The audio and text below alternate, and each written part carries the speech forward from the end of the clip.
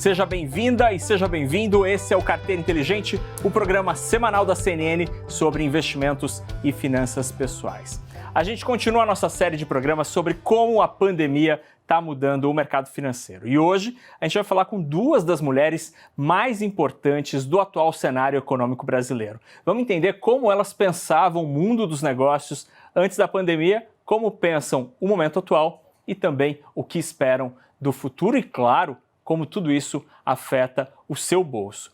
Então eu chamo para essa conversa a Ana Paula Vescovi, que é economista-chefe do Santander. Ela tem uma carreira importante no setor público, já foi secretária executiva do Ministério da Fazenda, secretária do Tesouro Nacional e secretária da Fazenda do Estado do Espírito Santo. Nessa conversa também está Cristina Junqueira, que é cofundadora do Nubank. Ela é engenheira de formação e tem grande experiência no setor financeiro privado, onde já passou pelo Itaú Unibanco, Luizacred e por várias consultorias internacionais. As duas, muito obrigado pelo tempinho para conversar aqui com a gente no Carteira Inteligente. E começa a nossa conversa com a Ana Paula perguntando: Ana Paula, qual que era o cenário econômico que você previa antes da pandemia, lá no começo do ano?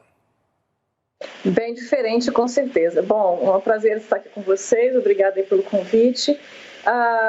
Quando nós iniciamos o ano, nossa expectativa é que o Brasil iria continuar esse ano empreendendo essa agenda de reformas e com isso ia alcançar uma recuperação gradual, mas uma capacidade de crescer no longo prazo cada vez maior. Então nós estávamos num bom caminho e já recuperando empregos, ativando o mercado de capitais brasileiro, gradualmente voltando a ter projetos de infraestrutura, enfim. Tínhamos aí um cenário que era positivo, com uma recuperação gradual, bem dito, mas tudo mudou quando veio a pandemia. A gente estava esperando aí a economia crescendo 2% esse ano, agora nós temos uma projeção de uma economia que cai mais de 6% em 2020. E vai atingir aí uma taxa de desemprego bastante preocupante, bastante mais alta, enfim, novos desafios aí vindo dessa crise do coronavírus. Cris, como é que era o mundo previsto por vocês no Nubank antes dessa confusão toda? Pois é, acho que a gente nunca imaginava, né, que isso ia acontecer, ia pegar todo mundo de surpresa. Como a Ana Paula colocou, a gente esperava um 2020 incrível, né? A gente estava super preparado para mais um ano de crescimento exponencial. A gente tinha levantado uma rodada grande de capital ano passado para justamente estar super bem capitalizado ao longo de 2020 e estar preparado para colocar para dentro aí mais dezenas de milhões de brasileiros, né, como clientes aqui do Nubank. Mas realmente não foi o que a gente encontrou. A gente continua crescendo num ritmo um pouco menos acelerado. De fato, todos esses pontos macroeconômicos que a Ana Paula colocou preocupam, né? A gente tem o desemprego crescendo, a gente tem um consequente impacto nas taxas de inadimplência. Então, o momento exige prudência, né? Ainda bem, a gente estava bastante bem capitalizado e podemos suportar bastante bem essa crise. Mas é uma caixa de surpresas agora o que vai acontecer, né?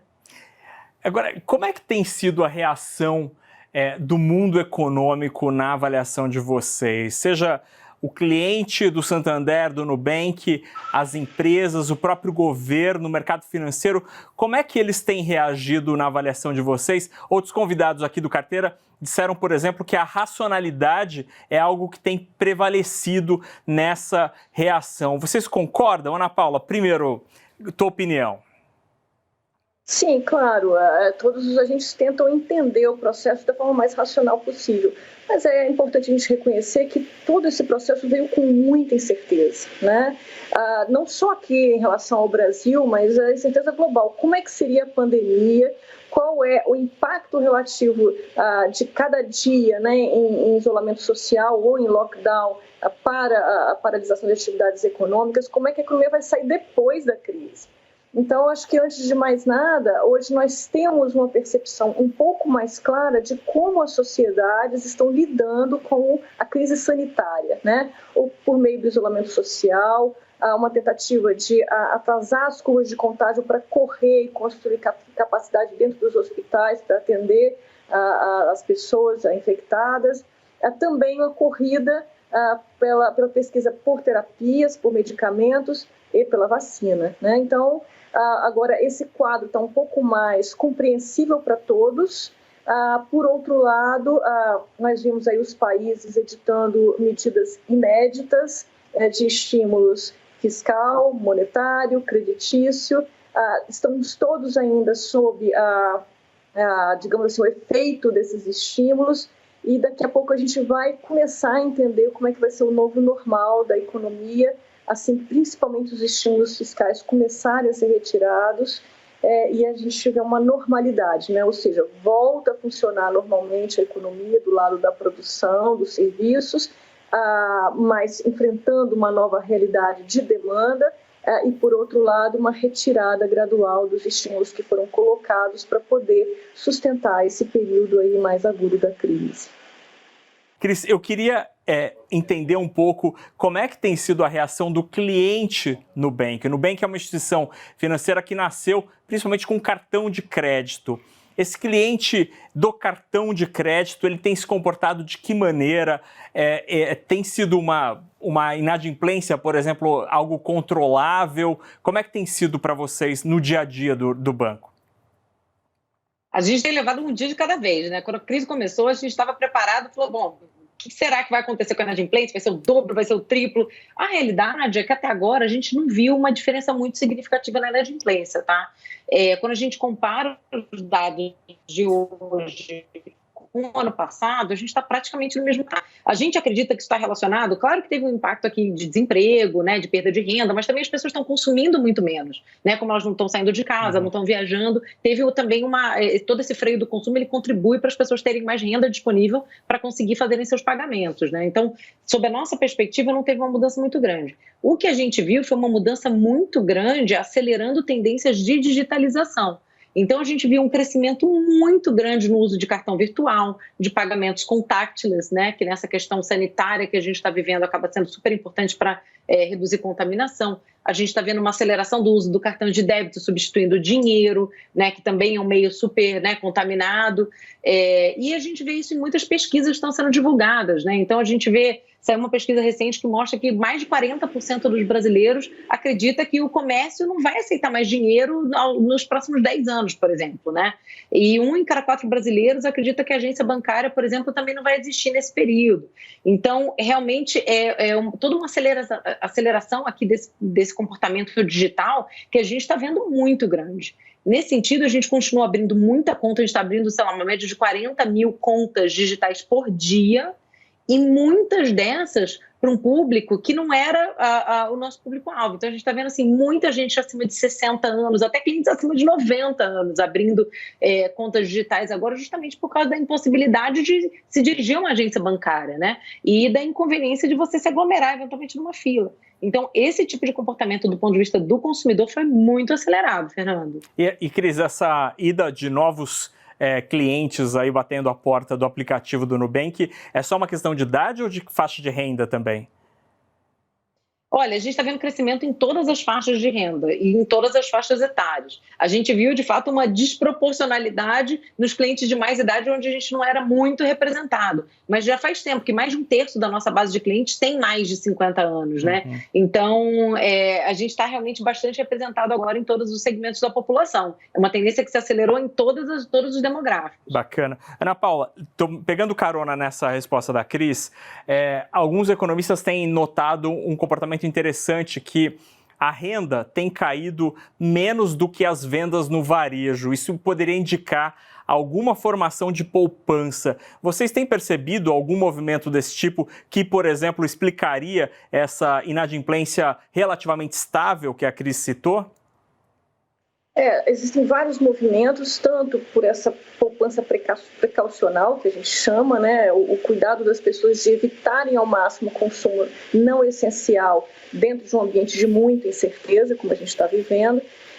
Também temos um processo realmente de, nesse momento, onde a gente ainda tem isolamento social em vários lugares do país, a economia ainda não está completamente reaberta, onde você tem o efeito dos estímulos do governo. Vamos citar aqui o principal exemplo, que seria o auxílio emergencial, que transfere renda para as pessoas informais, ou as pessoas mais vulneráveis, então que sustenta algum patamar de consumo essencial para essas pessoas, e também aí acordos que foram feitos no sistema financeiro entre o regulador e os agentes financeiros para poder automaticamente postergar o pagamento de dívidas. Então, isso também contribui de alguma forma para o fluxo de caixa, né? A movimentação de recursos desses agentes ficar aí também suspensa até que a gente possa reabrir a economia e ter uma normalidade maior.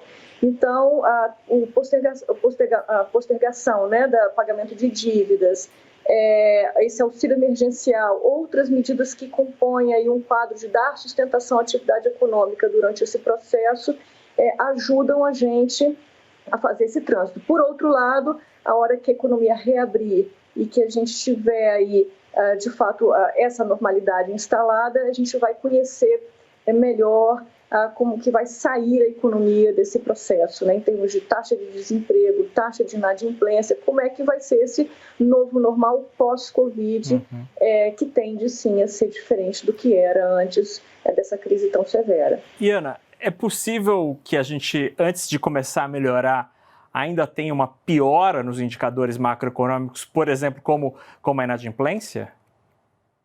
Nós acreditamos que, para os indicadores de atividade, o pior já passou, né? E foi abril, onde foi um reflexo realmente da parada da economia, digamos assim. O processo de isolamento social começou na segunda quinzena de março no Brasil, e abril foi o auge da percepção desses efeitos. Então, nós já vemos indicadores melhorando. Agora sim, há um descompasso com alguns outros indicadores. Eu citei aqui o exemplo da inadimplência, mas a gente vai ter uma percepção melhor tanto de processos de recuperação judicial, ou de pedidos de falência, ou de fechamento de firmas, e do desemprego efetivamente observado um pouco mais à frente, quando a gente estiver aí entrando na normalidade dessa crise sanitária.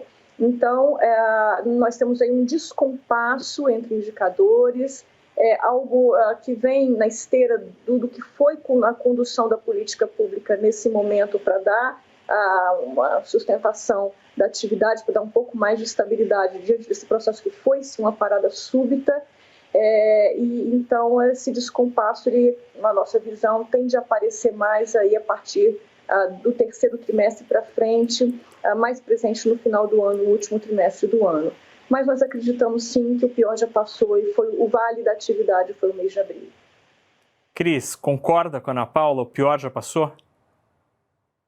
Olha, bola de cristal ninguém tem, né? Eu quero muito concordar com ela. Eu acho que, no fim, essa crise, o difícil dela é que ela não é uma crise puramente financeira, né? Ela é uma crise que veio da economia real, veio de um elemento sanitário e que ninguém ainda sabe exatamente como que vai se desenvolver, né? A gente ainda não tem vacina, a gente ainda não tem um tratamento que seja 100% eficaz, tem países que já estão lidando com alguma coisa que parece como uma segunda onda, voltando a fechar os estabelecimentos comerciais que tinham reaberto. Eu acho que a incerteza está muito aí, né? Quando a gente olha para os indicadores, eu concordo. Acho que a gente vê que, pelo menos do ponto de vista macro, aqui no Brasil, a gente fala, bom, acho que o pior já passou.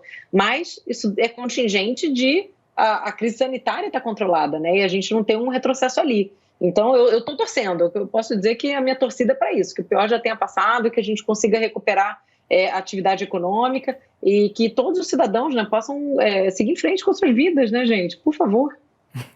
E, Cris, como você avalia a reação do governo brasileiro a essa situação? Foi a contento no apoio às famílias mais vulneráveis ou às empresas, à manutenção do emprego?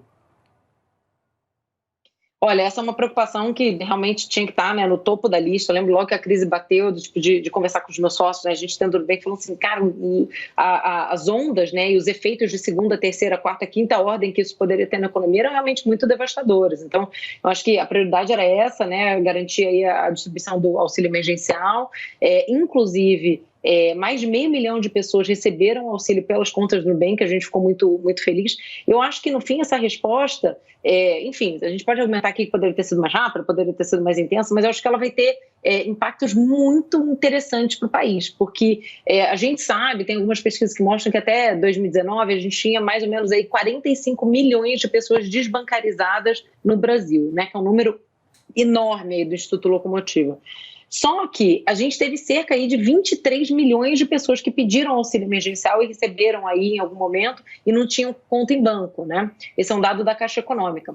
Então, quer dizer, metade desse contingente de bancarizados foi bancarizado, né, nessa crise. E isso, a inclusão financeira, ela tem um potencial transformacional à medida que as pessoas conseguem guardar dinheiro, conseguem ter acesso a crédito, conseguem movimentar a economia, inclusive sob um ponto de vista mais formal, né? É muito grande. Então, eu pessoalmente estou muito otimista com os impactos que essa inclusão financeira, aí, que foi quase que um efeito colateral da crise, né, da distribuição do auxílio emergencial, pode ter para a economia do país. Bacana. Ana Paula, essa bancarização aí que aconteceu meio a reboque de tudo isso, ela tem potencial muito favorável, né, para a economia, como a Cris mencionou, de abrir canais formais para milhões de famílias. Mas antes disso, o auxílio emergencial está para acabar. E a discussão hoje em Brasília é se ele deve ou não continuar. Você que já sentou na cadeira do Mansueto, uma cadeira difícil hoje em dia, qual que é a tua percepção como economista-chefe do Santander Brasil? Esse auxílio emergencial, do ponto de vista macroeconômico, ele deve continuar para respaldar ali a demanda? Bom, nós entramos na crise, o Brasil, né, entrou na crise numa situação ainda frágil em termos de contas públicas. Então, nós entramos de forma diferente de outros países. Alguns de melhor forma, outros em pior forma, mas de forma diferente no geral. E a gente tem que ter esse balanço aí muito presente, né? Nesse momento, sustentar a renda dos mais vulneráveis foi fundamental, onde estava todo mundo aí sem poder trabalhar, né?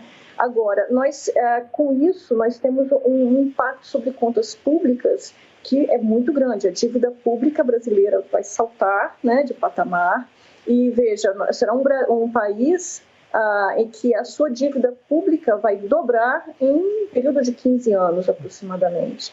Então, nós temos que resolver essa situação, porque essa situação por si só, ela impõe incertezas maiores sobre a nossa economia e impede, por outro lado, que a gente cresça mais rápido. Então, é uma equação muito difícil que o Brasil está enfrentando. O auxílio emergencial cumpre o seu papel nesse processo principal de isolamento social. A partir daqui, questões estruturais da economia precisam prevalecer, né? A gente melhorar o ambiente de negócios no Brasil para que a gente possa ter a iniciativa empreendedora das pessoas, o estímulo ao empreendedorismo é muito importante. Ter uma facilitação para quem quiser empreender, abrir os seus negócios. A gente tem esse processo, por exemplo, que a Cris citou, de digitalização, de inclusão bancária. Isso são processos que levam à melhoria da eficiência no uso dos recursos que estão disponíveis para a gente. Então, são processos que fazem a economia crescer mais aceleradamente. E a gente usar de reformas, né, melhorando as condições que a gente tem de fazer investimentos que agora cada vez mais ficaram mais importantes, ainda mais importantes, como, por exemplo, os investimentos em saneamento, os investimentos na estrutura de saúde do país, os investimentos na estrutura educacional, para que a gente possa, dentro desse ambiente extremamente mais acelerado da digitalização, da inclusão tecnológica, a gente possa ter pessoas preparadas a trabalhar dentro desse ambiente, com as habilidades preparadas para desenvolver esse ambiente que é promissor em termos de eficiência. Então, assim, o quão mais rápido, depois desse processo mais agudo da pandemia, nós voltarmos à agenda de fazer as reformas que realmente interessam para inclusão social, mas também para aumento da capacidade do Brasil crescer e gerar empregos, é fundamental. Então, sempre lembrando, o Brasil tem uma situação fiscal muito frágil e isso pode, se não for equacionado, ainda que ao longo do tempo, pode dificultar, inclusive, a gente conviver com a inflação sob controle e juros baixos, como nós estamos convivendo agora. Ou seja, nós temos algum tempo para fazer essas reformas, nós precisamos voltar para elas o mais rapidamente possível e o objetivo final sempre é incluir as pessoas, gerar empregos e empreendedorismo para a economia crescer de forma sustentada. Mas, Ana Paula, nessa retomada e a necessária volta do investimento para empurrar a atividade econômica, esse investimento, na tua opinião, ele tem que vir 100% do capital privado, ou o Estado tem a obrigação ou algum espaço fiscal para também ajudar nisso? Acho que é fundamental nesse momento a gente poder atrair o capital privado, né? Nós temos um Estado com uma fragilidade fiscal imensa. Por outro lado, nós temos uma capacidade empresarial importante e condições de potencializar a atração de capitais externos, de poupança externa, né? Então, nós precisamos mobilizar essas poupanças, os recursos domésticos, os recursos estrangeiros, uma melhor conexão com a economia internacional para que a gente possa ativar esses investimentos. O Estado não dá conta, né? E nós temos já uma situação, nós estamos no 7º ano consecutivo onde os impostos que nós coletamos da sociedade brasileira não são suficientes para pagar as despesas dos governos brasileiros. Então, isso nos traz um desequilíbrio que não tem condições, não tem mais aonde ele se aprofundar, né? Esse ano a gente fez uma condição temporária, provisória, para poder resolver uma crise absolutamente inesperada e inusitada. Mas o quanto antes nós precisamos voltar ao caminho de colocar as contas públicas em dia, em ordem, e de avançar com as agendas modernizadoras da economia brasileira. Muito bem. Cris, queria engatar 2 perguntas aí para você. Primeiro, falando sobre essa questão das reformas, se você acredita que as reformas vão ser encaminhadas ainda neste ano de 2020, com chance de alguma aprovação, por exemplo, se houve em Brasília da possibilidade deste ano ser submetida à reforma tributária, se você acredita que ela pode ser aprovada ainda este ano. E aí engato a outra pergunta, que é um pouco mais quase filosofal. Queria ouvir de você o que a crise gerada pela pandemia te ensinou em termos de gestão, em termos econômicos?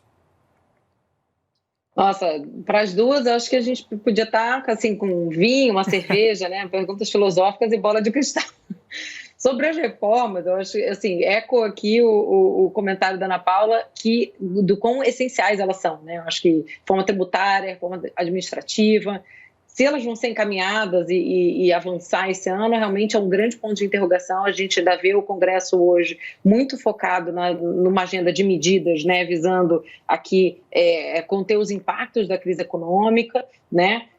Então, a gente não sabe quanto tempo mais essa agenda vai levar e quão rápido a gente vai conseguir avançar para outros assuntos, embora, enfim, o Rodrigo Maia parece bastante comprometido com essa pauta, assim como todo mundo no governo.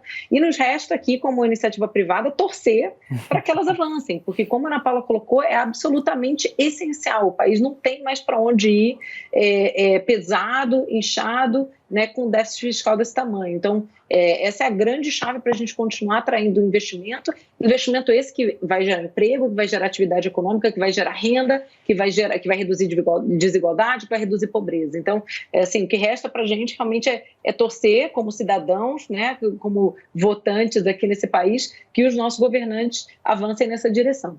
Sobre o futuro, eu acho que o que a gente aprendeu? Eu acho que a gente aprendeu muita coisa, né? Acho que, falando aqui de Nubank, a gente aprendeu primeiro que de um dia para o outro a gente consegue virar aí, são mais de 2.700 funcionários trabalhando em 4, 5 países diferentes, fora as pessoas que acabaram retornando para os seus países. Então, a gente está coordenando aí pessoas em praticamente todas as zonas, né, de tempo aqui, de todos os fusos horários do mundo, a gente tem gente operando.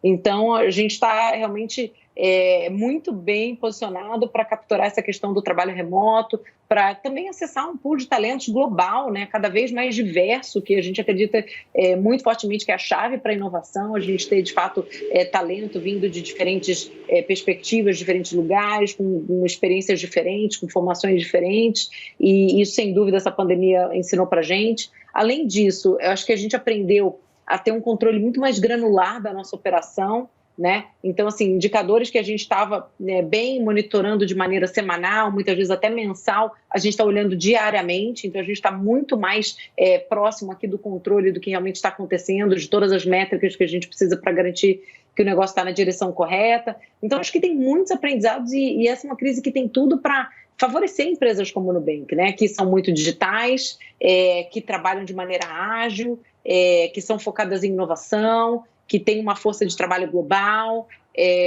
sem dúvida, tem tudo para favorecer empresas que já estão trabalhando numa maneira de trabalhar muito mais alinhada com o que é o futuro do trabalho, né?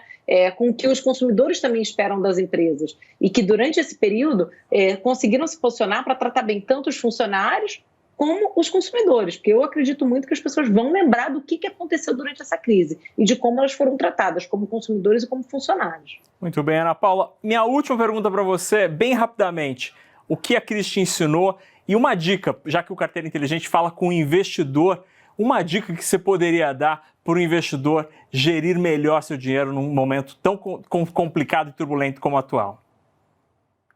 Bom, o que a crise me ensinou foi que nós termos resiliência, capacidade de enfrentar crises é algo importante. Ou seja, a sociedade ter uma construção tal que quando acontecerem processos como esse, inesperados, inusitados, que a gente consiga reagir enquanto sociedade. Para isso, a gente tem que ter, de novo, né, a economia organizada, os negócios organizados, a velha dica de que, olha, nós precisamos estar preparados sempre, né, para ter aí a resiliência a esses eventos que são inesperados. Então, acho que a dica que fica é que nós tenhamos, primeiro, né, a nossa percepção de quanto que a gente aceita tomar riscos, lembrando que riscos eles podem se materializar positivamente ou negativamente, mas a gente precisa aprender a conviver com esse ambiente, né?